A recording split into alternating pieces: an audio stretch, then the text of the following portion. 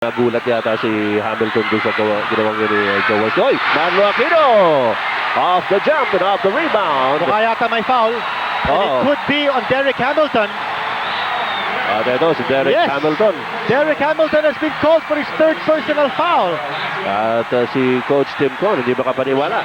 Tignan natin to. Galing sa labas si Derek Hamilton. Hindi natin makikita riyan. Natakpan. Natakpan ni Henry James. Pero kung hinawakan ni Marlo yung kanyang ulo sa may temple, siguro nasa yun doon. And Marlo Aquino completes the three-point play. Ginebra now on top by 6 at 15-9. Well, no move on the part of Coach Tim Con to tap a replacement for Derek Hamilton. Still a lot of time left dito sa first quarter. Oo. Ang ganda na pasahan ng Alaska, hindi lang napasok ni Poch Winyo yung tira. Tino Caresio, pull-up jumper.